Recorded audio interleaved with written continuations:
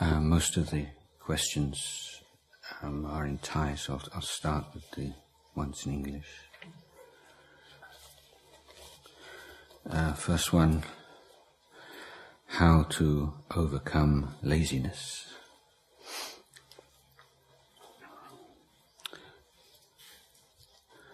Well, I don't know whether I'm completely free of laziness myself, actually. But there's some basic features here. Changing behavior is dependent on really wanting to change behavior. Usually we procrastinate, we put it off, or we know we really should do this, but not today. It's usually because there's a conflict in our minds. One part of our mind wants to change and one part of our mind doesn't want to change. So unless you can, really make that firm decision to change, you won't change. And in many cases it's as simple as that, just in many different kinds of attachments or addictions even, many people who give them up, so they just one day, they realize, it was just time to change. But it's as much, a maturing process where people are willing to weigh up the pros and cons and say, the cons outweigh the pros, it's not worth it, and that this particular kind of behavior prevents me from realizing the goals which are most important in my life. So, we reflect, well, what do we want to achieve in our life? What are our educational goals, career goals, goals in personal relationships, and how does this particular kind of behavior fit in with that? How does this laziness enhance our personal relationships? Does it make things better? Does it help in our studies? Does it help in our career? And if it doesn't, what are the detrimental effects that we've noticed? We get criticism from the people around us, the people whose opinions we respect. Also leads to a lot of self-aversion. You start to have negative feelings about yourself, and that spreads out into all other areas of life.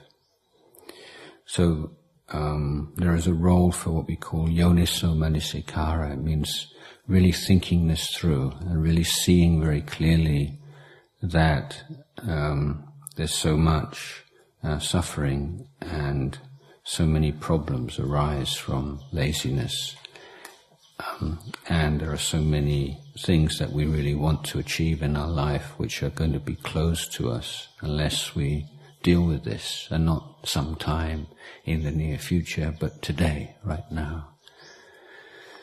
As far as setting goals is concerned, we have a goal of, say, to be free from laziness, but it's very important to have measurable outcomes, which means to say, you say within a certain measured period of time, a week or a month, I will make this change and this change and this change. So something that you can measure and say, have you lived up to this in this period of time, rather than just a vague kind of intention to change your behavior, which often just gets lost, and then we suddenly remember, like a month ago we were really determined to do something about this, and then we never really got round to it. So making your resolution, making a firm adhitthān or resolution, and then having measurable outcomes, giving yourself goals for a week and a month and 3 months. writing something down has a very strong psychological effect. It makes it seem much more real if you write something down. Write it longhand. That doesn't just mean printing. Printing something in a computer screen and writing it longhand is a very different feeling psychologically. So writing it out longhand and then telling other people also, telling the people that you respect that you've made this decision and that you're going to do this and this and this within this time period. So using peer pressure and social pressure to help you. Now when you try to change your behavior, to give up laziness or whatever it might be, you're going to have some resistance. So that's when you needความอดทน, to be patient. Yeah, well, this is obviously going to happen. It's like if you haven't worked out or you haven't been exercising for a long time, you go to the gym for the first time, you're not expecting to have a good time. You know it's going to be tough until you get back into your rhythm again. And it's the same when you try to change your habits. Beginning there's a lot of resistance and stiffness and difficulty, but you know that's just part of the process. And so you just bear with it and be patient with it. And then as you find these small successes and small victories, really there's a sense of appreciation or anumodana. Just see how enjoyable, how much more enjoyable it is to be vigorous and energetic than it is to be lazy. Just notice, it really feels good. Feels better than being lazy. So those are a few tips.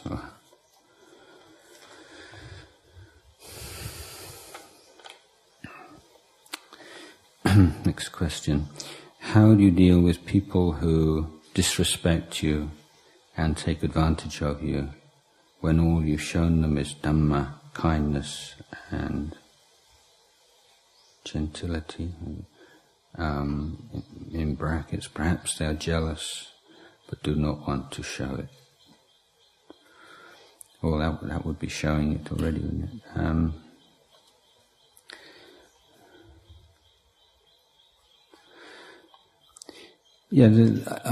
With a lot of these kinds of issues, then there's no sort of quick fix or like a sort of first aid response.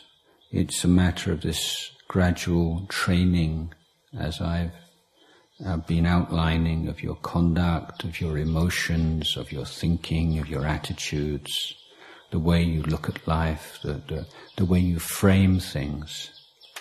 So remember, there's no such thing as raw experience. You're always framing things in terms of certain kinds of beliefs and expectations and aspirations. So you have to make that framework conscious. Now there's no reason at all to expect that everyone that you treat well is going to treat you well. There's, I think generally speaking, it's the best thing to do for many reasons. But we can't expect that people are going to respond well to our kindness or goodness in every case.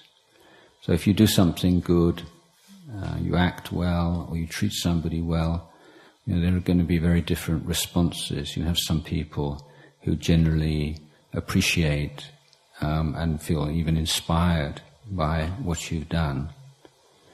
And then there are other people who are just going to pretend to be, to appreciate and so on. And they express their anumodana, but really they want something from you. Particularly if you're more successful, well known, then you can have a lot of people who want to flatter you. Prajop prajang, and someone who wants to prajop prajang is going to say how much they appreciate what you do and how good you are and so on and so forth. So that's, there's one group of people that are like that in every society, isn't it? Then there are others who are just completely indifferent. They couldn't care less. What's the fuss? Just don't see it's anything particularly special. Just not interested at all. And you have other people who are jealous and feel threatened, intimidated by your success or your goodness or your kindness. And then there are also those people who get angry and upset. You see, when one of the... just digress a little bit. There's a long debate about whether people are inherently honest or dishonest. Basically, underneath, are we honest or dishonest? And so the various experiments have been devised to check this out.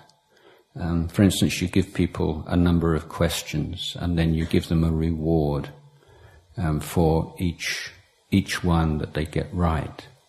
So let's say you gave all of you these 10 questions, and then I give you the answers. And so you tick off the ones that you've got right, and then you go up and you receive your reward. Okay, I got 8 right here. You show you've got 8 right, or 7 right, whatever. And then you get your reward, say $10 for every right answer. And then they do a second case, for instance, where you have your 10 questions, but then you destroy, after you've heard the answers, you destroy your piece of paper. You don't have to show it, but you just tell the person who with all the money how many you got right. So it would be perfectly all right. Nobody would say anything. No one has any way of checking if you were to say you got 10 out of 10.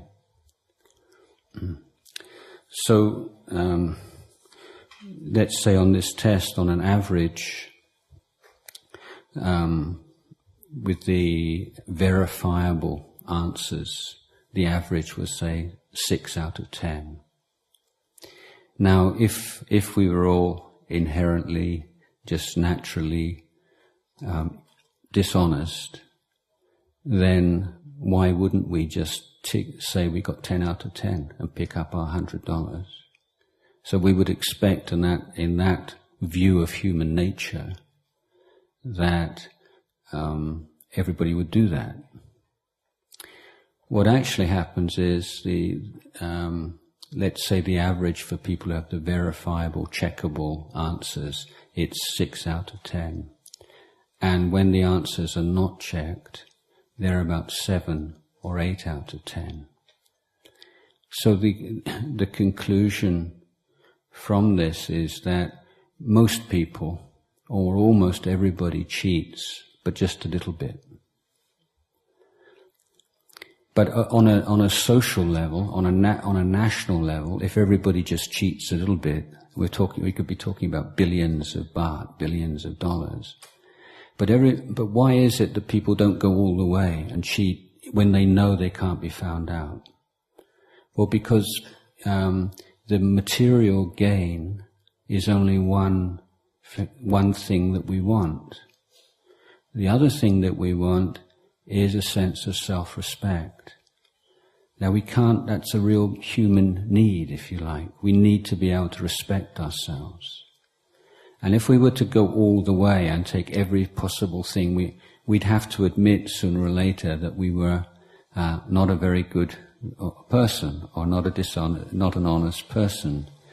But if we cheat just a little bit, everybody's just, so what, just a little bit, I'm not a real thief, just here and there, everybody does it, that kind of idea. So that's the way that human mind works. We don't just want gain, we need to maintain a sense of self-respect. So one of the ways that people who do bad things, or things that they know they shouldn't really do, is to maintain self-respect. This is this is the way the world is. This is the way society is. It's not like the old days, or it's not like there. These days, this is just how it is. You don't have any choice. You have to do this. Otherwise you couldn't survive. That's the kind of rationale that people give for doing things they know are dishonest. So if you have someone who's honest, or someone who acts well in exactly the same environment, those people are going to be very upset, because that person has proved that no, it's not kind of a law of nature, or a law of capitalist societies, or a law of this people today or the world today. It's a personal choice. You've chosen to be dishonest, or you've chosen to take the wrong path.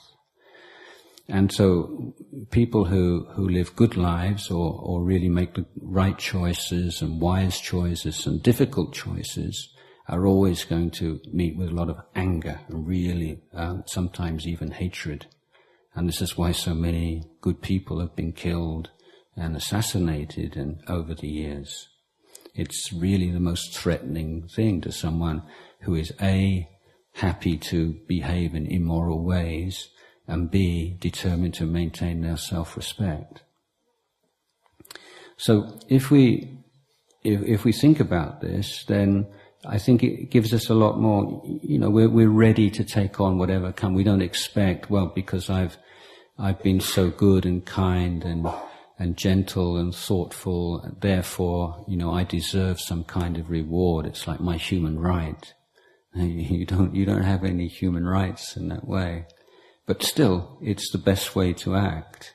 And if we feel that sense of disappointment and betrayal and so on, often it's a pointer to the fact that really, we're wanting something as a reward for our goodness. And our upset is that we're not getting what we want from our goodness. So there's already like a stain on our goodness through that desire. So the Buddha said that wenไม่เคยระงับด้วยเวร, like anger, hatred, ill will is never removed, never disappears through more ill will. And ill will is gradually worn away through love and kindness and metta, but it's not something that happens straight away.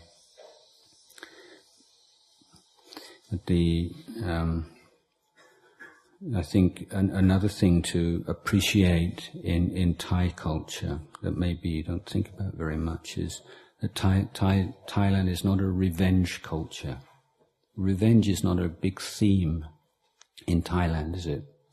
You see a lot of it even in China. So there is a Chinese influence, and Chinese, can ni tong chamra, like in Gamlang Pai Nai movies, this kind of thing.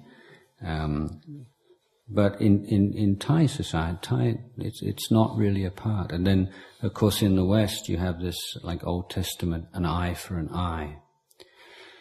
So it's the reason one of the big failures of Western society, and it includes Thailand, is what you do with people who behave badly.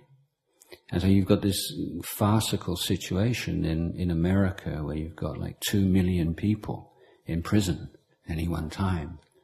And because there's not some clear idea, what happens when somebody does something wrong? Is it something bad inside them? Is it Satan? Is it evil? Is there some kind of evilness inside them? Or is it due to their environment? Or is it a mixture of the two? And when someone goes to prison, do you just want to punish them and make their life hell so that they won't do that again? Or do you try to rehabilitate them? And then the whole penal system and the whole way of dealing with people who don't follow social conventions is such a mess, generally in the world. And so many things that are supposed to be deterrents actually are not. I don't know if you've heard about this 3 strikes and you're out. I don't know how many states in America still have this on the statutes, but the idea was that if you commit 3 felonies, then you automatically go to prison for the rest of your life, irrespective of what the 3rd crime or the 3rd felony is. So you've got cases of people like stealing some CDs from a shop and going to prison for the rest of their life because it's their 3rd offense and like no parole. So the mindset, the understanding behind this is, if you know you committed 2 crimes, and if you commit 1 more crime, you're going to go to prison for the rest of your life without parole. You'd be so scared of going to prison, there's no way that you would commit that 3rd crime. There's this idea that fear of punishment is a deterrent, stops people from doing bad things. But the results are not very convincing at all. And I once read an account written by a sociologist who went into some of the slums and the gangland areas in LA and in Chicago and Detroit and interviewed all these people who'd committed 2 crimes, and if they were to commit 1 more crime, they were going to go to prison for the rest of their life. And they hadn't changed their ideas at all. They thought they were too smart to get caught. They didn't think it was going to happen.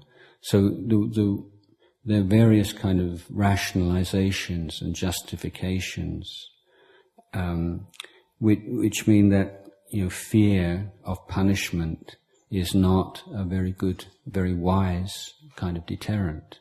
It doesn't work very well. Or if you have societies which their whole morality and their whole is based on fear of punishment, like Sharia law, if you commit theft and you get your hand cut off and these kinds of things, or even in most societies in the world, what you notice is, what happens when there's a war. Okay, suddenly all those things that you told were bad and evil in peacetime, now you can do them, get away with them, even get given medals for it. So the external pressure to be moral is often taken away in wartime, particularly in occupation of countries, or where you have, say, an occupying force has complete power over the occupied country, say like America in Iraq, or even Israel in Palestine, and so on and so forth. And then often the things that people would be willing to do when they're sanctioned by the state or the authorities suddenly, expand. And if people don't have any true morality inside them, an inner compass, an inner conscience, an inner morality, then you find people doing terrible things in wartime, which they would never have done in their ordinary life. So it's not that these people are moral in the Buddhist sense. It's just that it's easier to be moral than not to be moral. There's a situation that's not there which would encourage immorality.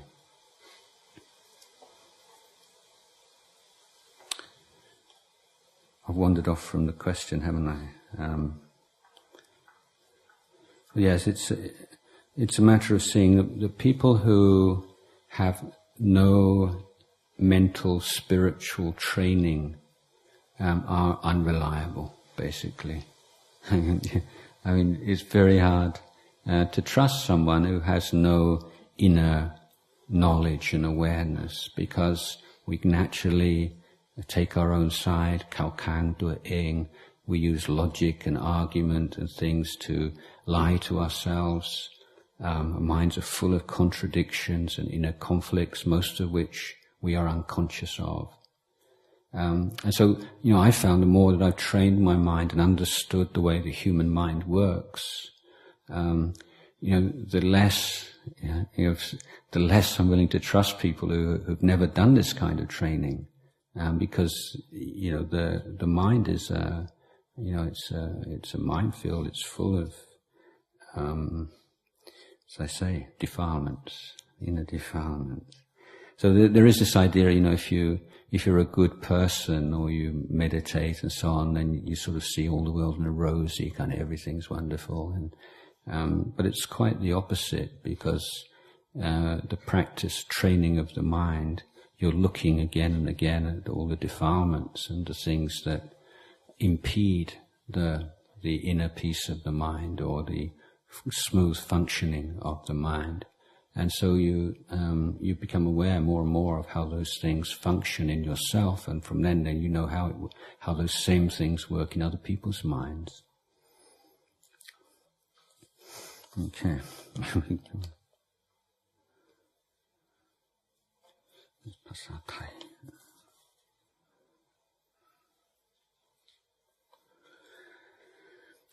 Every night before bed, I would chant the Pali prayers, Namo Tassa Arahang Sama. However, these are not the Buddha's teaching, and I can't understand because it's in Pali. It is better to abandon praying in Pali the prayers, good worshipping the Buddha, Dhamma and Sangha, instead chant translated prayers, which are the Buddha's teachings. It's up to you really. Those chants of Namo Tassa and Arahang and so on, although they're in Pali, it's very easy to find the translations, what they mean. I have this argument sometimes with people who complain about funeral chanting. Fang suat apitam, fang mai ru reung, fang tamai. Well, in any other area of life, you read a book or you hear something and you don't know what it means, you Google it or you try and find out what it means. So why don't you do that with Abhidhamma chanting on funeral? Why don't you just look it up? There's many books that'll tell you what these chants mean. The chanting, there are two kinds of chanting, or two things, or more than two things really, that you want from chanting. And one is that chanting creates a particular kind of emotion. It can bring up faith, bring up piti, it can calm the mind. And so if you've really studied the Buddha's teachings, and you studied, who was the Buddha, what does Buddha mean, and what does it mean when we bow to the Buddha, what is the Dhamma, why do we bow to the Dhamma, what is the Sangha, why do we bow to the Sangha? So you study these things, and then after a while, I believe, then you find those ideas of the Buddha, Dhamma, Sangha very inspiring. And so it's an act of devotion, and it's something which is expressing something in your heart. But if you don't do the study and the practice and really reflect on the meaning of these things, they become empty rituals. So, so many of these ceremonies and rituals, they're like vessels, they're like a cup or an empty vessel. It's what you put in them that really matters. So, Namo Tassa and Arahang Sama, that only takes about 30 seconds or maybe 1 minute, so it's not a big lump of your life being wasted here. But I would say, rather than replacing them with these translated chants, then choose one or two translated chants that you really enjoy and really have meaning for you, and chant them, or maybe do a selection, maybe Monday do one chant, Tuesday another chant, or something like this. And so chant, so you have some variation, so it doesn't just become a ritual. The sharing of merit and the metta chants are very good for that. Are you skeptical of supernatural phenomena? Have you ever experienced any yourself? Well, I'm not at all skeptical. I'm 100% convinced. But I'm not convinced of every report of supernormal phenomena. Sometimes some of the reports and some of the things you hear I take with a pinch of salt. Yes, maybe not. But as regards the actual existence of these phenomena, if you're like live the life as I have, and we're living with people who meditate a lot and who are spiritually very gifted or advanced even, then these things are kind of not very unusual or amazing. But when I was writing the biography of Ajahn Chah 20 years ago, for leading up to his funeral, I really had to make a decision about how to present these kinds of phenomena in the book, because in books about great monks, you've probably read or maybe have read books that tell you all about these magic power, or not magic powers, but psychic powers, and these, for me, these books tend to be very divisive. What happens is some people read them and they get really, really inspired, and other people say, "Oh, it was so good up to this point, I really like," and then all this stuff, I can't handle this, and they just put the book away. So I didn't want to write a book that would alienate people, but at the same time, it's not possible to completely ignore these phenomena, particularly in a monk like Ajahn Chah. There are many cases over the years, although for me the important thing was that Ajahn Chah wouldn't emphasize these things, or would tell people not to be interested in them at all. Also, there's a lot of like upatan, like people have a lot of faith. You're just sitting there and you're feeling really miserable, and then the Ajahn comes along and says, "Oh, you don't look so happy today." He read my mind, something like that. Sometimes it's on that kind of really ridiculous level. Then most monks get reputations for being able to forecast lottery numbers, and I had that reputation one time, but it's very easily explainable. If you have 200 people. Okay, if you're playing the underground lottery, which everyone in northeast Thailand plays, it's like the last 3 numbers. Okay, so you want 3 numbers or 2 numbers. And as a monk, it's almost impossible to give a talk about Buddhists without referring to some numbers.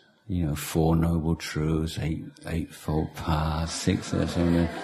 So, and there are people, the day or two before the lottery, on the one prow, whenever they come, and they're just listening like this for these numbers. And then, so if you have enough people, you have a big enough spread of numbers. If you have let's say 100 people, get a number from your talk, I know you only need one of them to be successful. And Ajahn Jayasaro, he won thousands of baht after listening to a Dhamma talk from Ajahn Jayasaro, you see. So that's how monks' reputations develop. But then on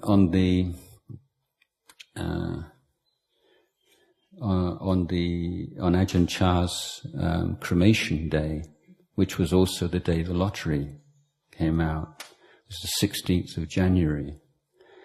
And everybody in Ubon knew that with Ajahn Chah's great compassion, the lottery number, the last 3 numbers would be 161 from 16th of January.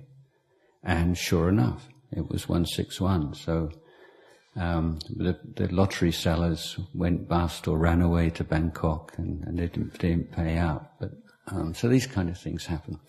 So I was writing about Ajahn Chah. So I wanted a cast iron case, just one, to say, I'm not going to give you all these possible kind of things that you could interpret, and you say, that's not, that could be this or that could be that, because in so many of these stories you can be very skeptical.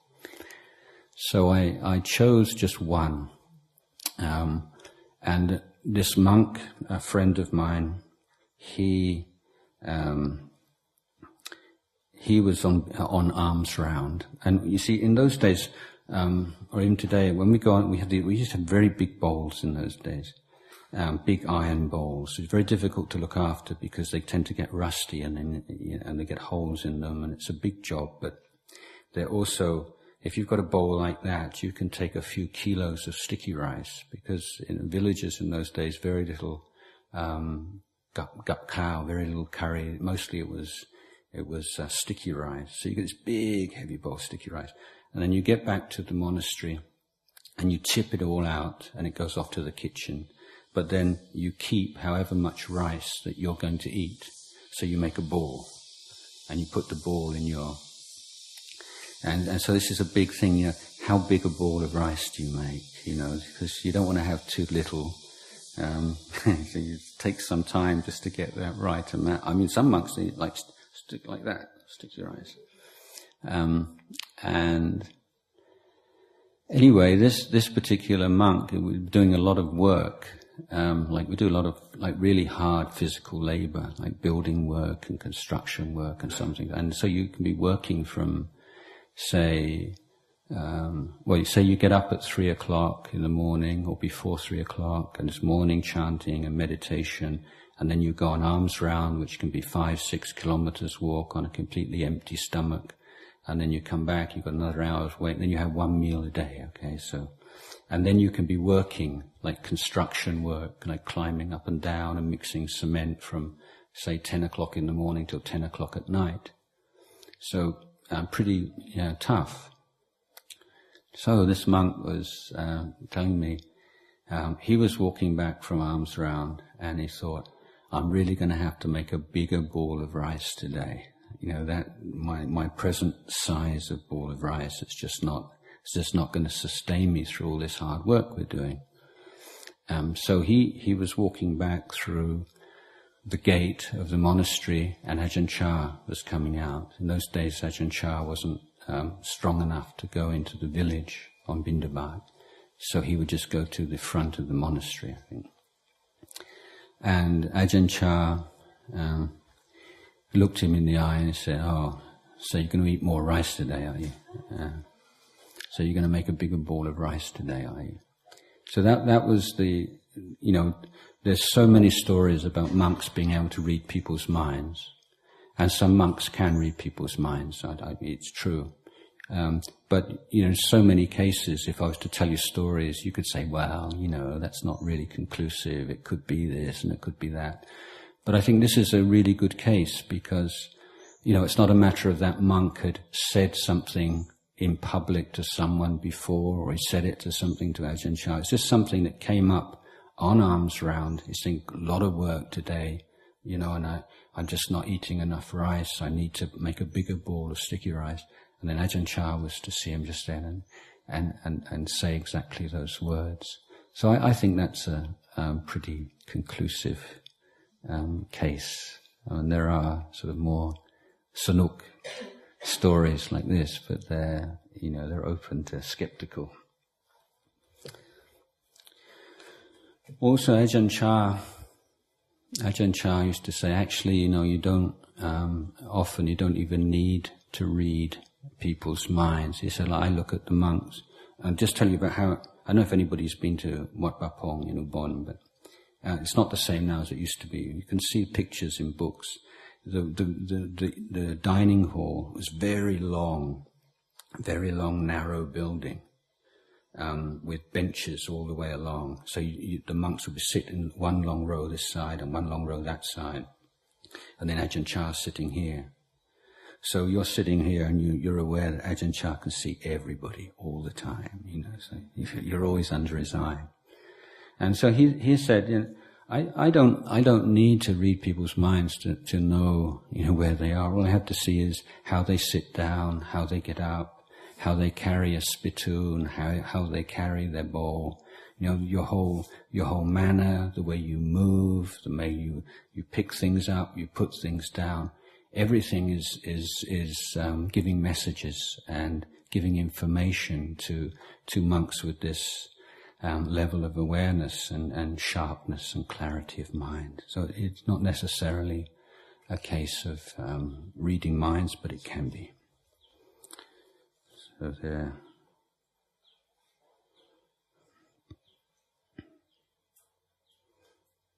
Yeah, I could probably go on about that kind of thing for a long time, maybe.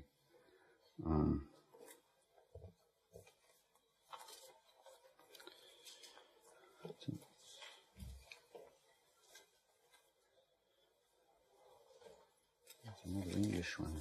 Okay. Okay, what's Sutta? If you have very ambitious career goals, how do you, 1, not become overly ambitious that you lose sight of family and physical and mental well-being? Well, I mean, the very question itself shows that the person asking the question is aware of the need for that kind of balance. So the answer is in the question to a certain extent. But what I would like to say something about a daily meditation practice, because there is a temptation to think this is just one more activity to add on to all these other activities. I study and I go to the gym and I do this and I do that and I'm trying to fit in a bit of meditation here and there. It's like one more thing. But what I would suggest is you see that meditation is just not one more thing, but meditation is when you just step back from all the things that you do and all the people that you have to be and all the expectations that you have to fulfill.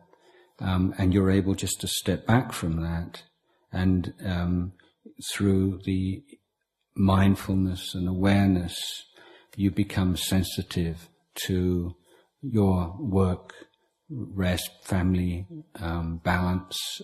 It's a way of taking stock of where you are and what you're doing and whether it's too much or too little, because often we're just too busy to really be aware of what's sometimes your body's telling you or your mind's telling you, but it's as if the signals that your body and mind are giving you, unless you get really ill, are just too faint. There's so many other things going on that drown them out. So you, through putting aside some time for meditation, is getting in touch with really what's going on in your life. And often you'll be sitting there and you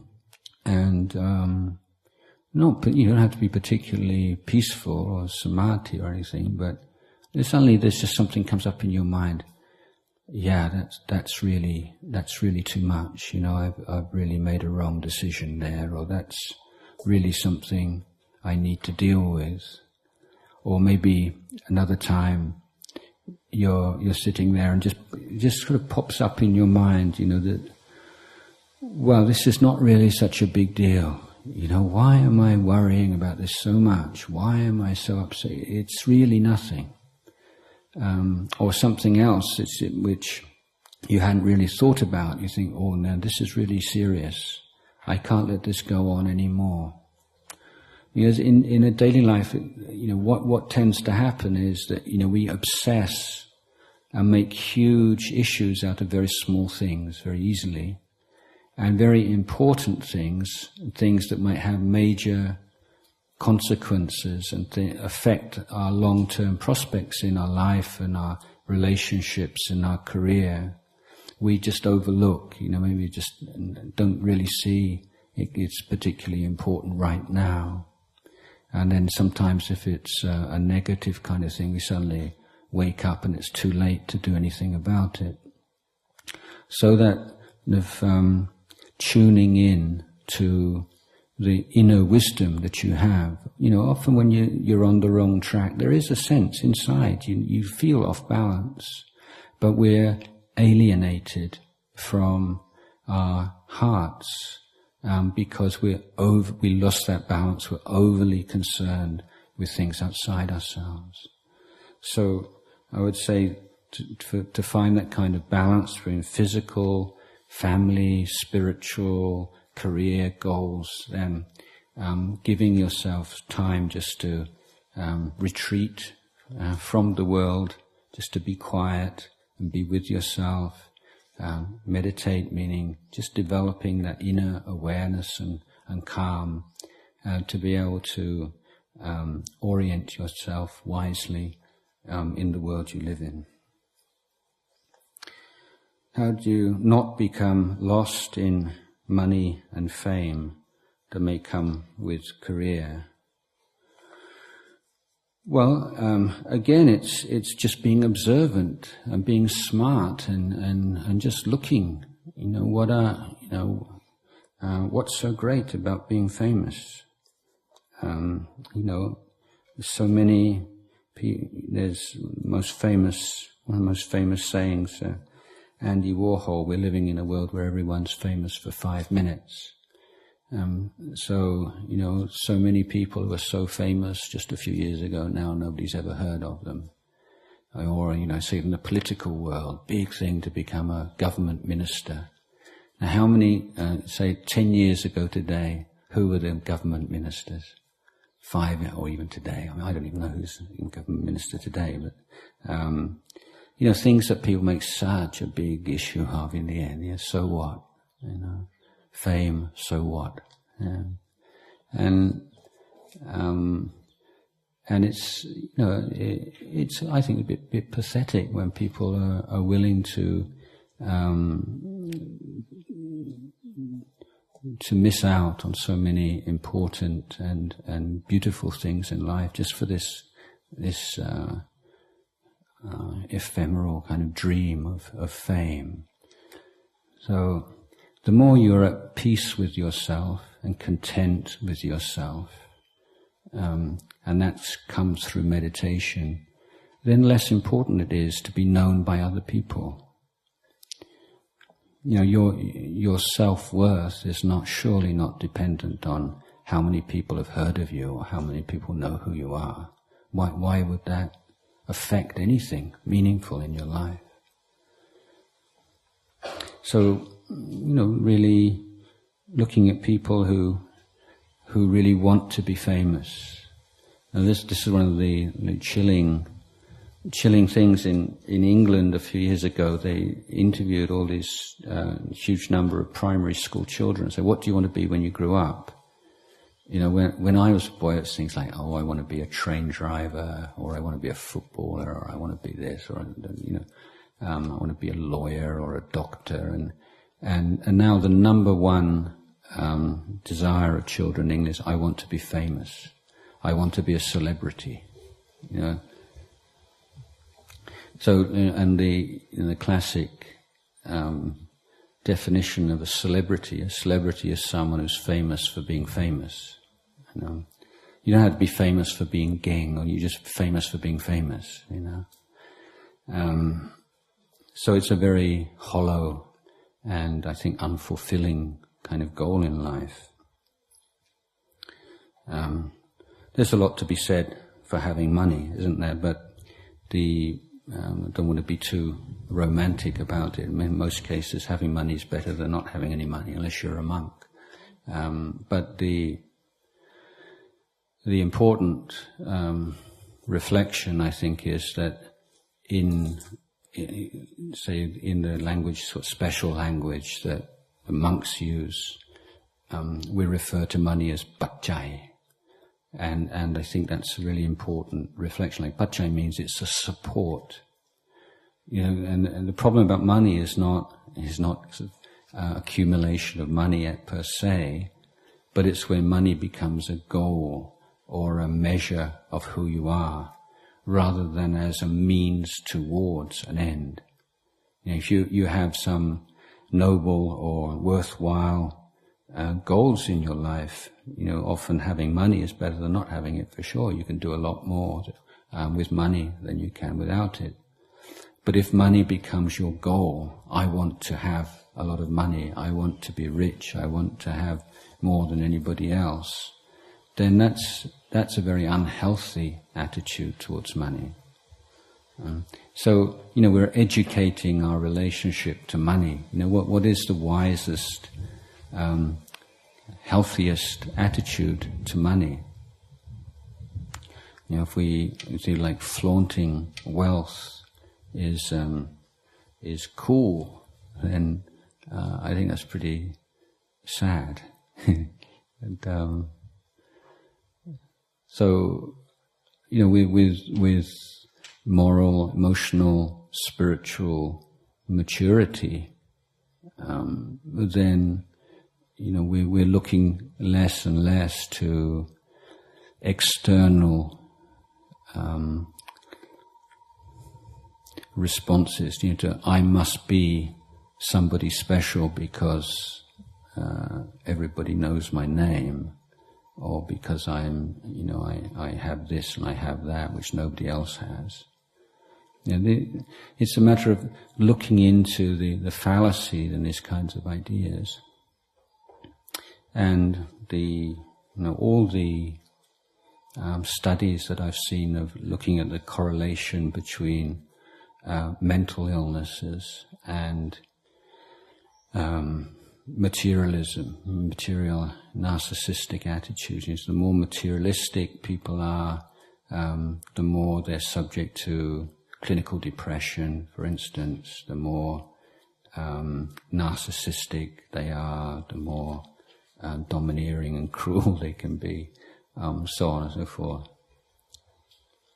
So I don't think we have to say money is bad, fame is bad, but constantly looking at what is our relationship to the whole idea of fame, what is our relationship to money, and what is the wisest and the most constructive attitude to these things that we can have. I think this is the best way to look at it. Okay, I've shot over the allotted time, so I'm going to have a short meditation to end the morning session. So I'm not going to give any instruction now for the next 20 minutes. Just sit silently and practice in the way that I've been teaching you.